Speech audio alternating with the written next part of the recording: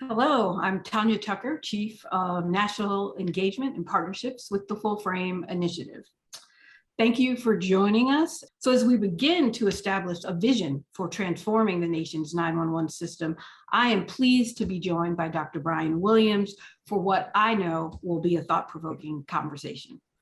Dr. Williams is a surgeon specializing in trauma surgery, acute care surgery, and surgical critical care at the University of Chicago Medicine. He's also currently teaching at the Harris School of Public Policy and has established himself as a leading advocate to eradicate racial inequities in healthcare. Being a surgeon and a community activist, and certainly I think just living your life as a Black man in this country, you probably understand the connections between public health and public safety and public policy, community safety better than a lot of people. And so for those that really don't see those connections, how do you see public policy affecting something like public health or community safety? Well, when public policy is weaponized, vulnerable communities suffer. And I think we've seen that happen quite a bit throughout the COVID pandemic, how inaction with health policy can lead to death, how misapplication of policy can lead to death and suffering.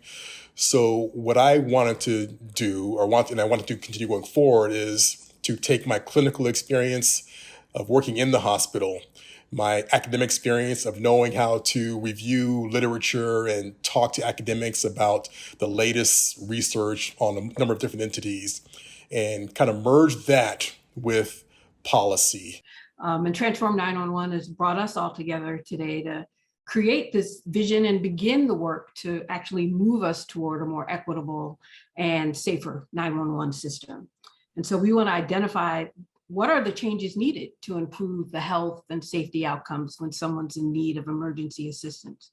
So what are some of the ways that you see the 911 system being able to actually decouple enforcement and care?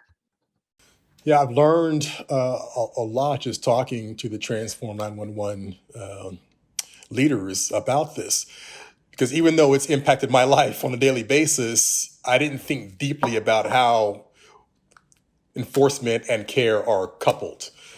As a trauma surgeon, when someone calls 911 for, say, there's a gunshot victim or a motor vehicle collision victim, they're calling to have someone come there to help them and bring them to the hospital to get treatment. I personally had someone call 911 because I was standing outside my apartment and they said there was a bald Black man acting suspiciously. So in that case, 911 was used to enforce. So I like what Transform 911 is doing about trying to decouple those two issues and try to get towards a more equitable use of the system, because we know how 911 can be used to enforce, how it can be misused, and it's certainly had led to the deaths of innocent people over the course of many, many years, as we've seen happen in the past. I want to ask you sort of today, as you think about 911 today, what words come to mind about that system? Thinking about 911 today, words that come to mind are safety, service, need for improvement, necessary, life-changing, life-saving.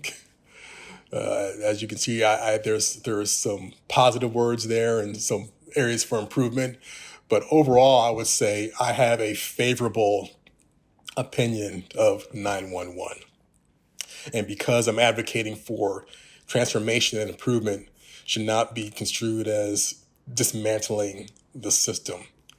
It certainly does a lot of good for a country. It has led to saving many, many lives, but we definitely need to address this issue where care is coupled with enforcement And if we can decouple those, that will go a long ways towards improving the system overall and really having a much more positive impact on a much larger portion of the population.